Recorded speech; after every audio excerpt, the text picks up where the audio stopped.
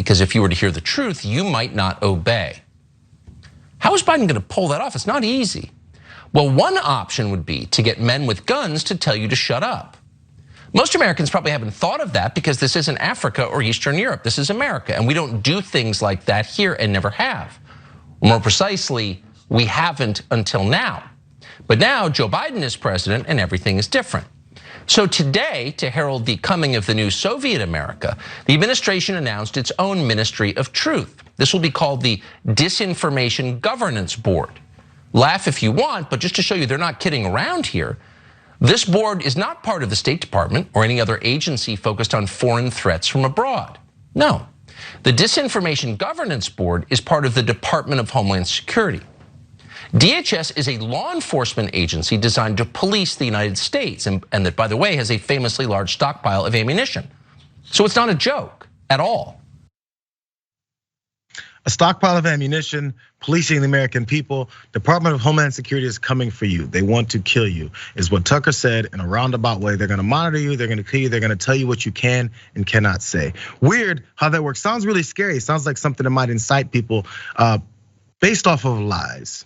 That's how these things work. Let's go into what this really is, this disinformation campaign, and with that graphic that they put up there that doesn't exist in real life. So this newly formed Disinformation Governance Board announced on Wednesday that it would immediately begin focusing on misinformation aimed at migrants, a problem that has helped to fuel sudden surges at the US southern border in recent years. Human smugglers often spread misinformation around border policies to drum up business. You know what's weird? I remember Republicans talking about this. They go, Joe Biden is doing things that are making migrants think that they can just come up and the borders open. He needs to do something about it. I remember that. Continuing on. Last September, for example, confusion about Joe Biden's immigration policies combined with messages shared widely across the Haitian community on Meta's Facebook and WhatsApp platforms led some of the 14,000 migrants to the border town of Del Rio, Texas, where they set up camp. Some were ultimately expelled and were flown out of the US. Continue on. We were very concerned that Haitians who are taking the irregular migration path are receiving misinformation that the border is open. Is what Mayorkas said last year after thousands of migrants from that country arrived at the Texas-Mexico border, and then we abused them. Remember that. Also, the board, the other part about this board, this misinformation board, and what they're so afraid of, it'll also keep watch on. The panel will also monitor Russian disinformation ahead of this year's midterm elections. That's something they don't want, apparently. And also, most recently, Russian state media outlets, social media accounts, and officials have used the internet to call photographs, reporting, and videos of dead bodies and bomb buildings in Ukraine fake. So, more of clearing things up when it comes to disinformation. When there's an entity in a group that's mad about you actually telling the facts about a situation, and then they're complaining, hey, what are you talking about? You're gonna break up some disinformation campaigns? That means they're the disinformation campaigns. If someone's complaining about truth being told, that means they're telling the lie.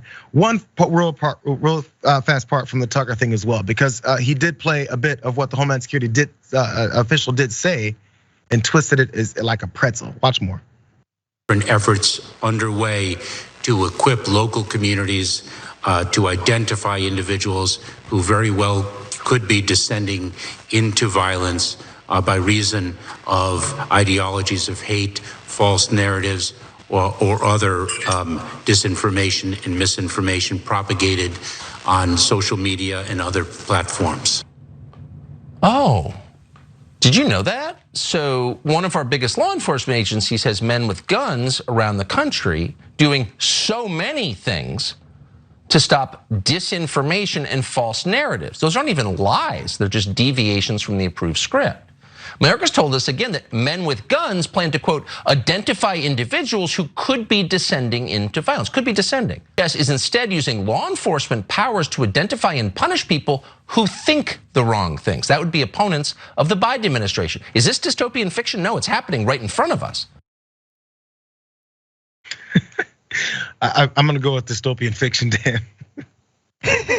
Yeah, there's a reason that Fox News's lawyers say, okay, technically you're not supposed to take Tucker Carlson seriously. This is kind of a joke. This is an entertainment product you're clearly getting, right? Because this is all propaganda. This is all, and it's dangerous because the Donald Trump administration kind of got us accustomed to these kinds of provocations on TV where you'll get news people very irresponsibly from a platform that's supposed to be respected, saying that, listen, I'm covering the news and I'm paying attention to what's really going on, and I'm telling you the government is probably going to send jackbooted thugs your way because of this program that I'm wildly misinterpreting and purposely, maliciously leaving out the details of, so that it fits into my agenda, so it completely scares the voters who are completely otherwise plugged out of misinformation other than myself to get this information and then freak out about it and then go vote based on it.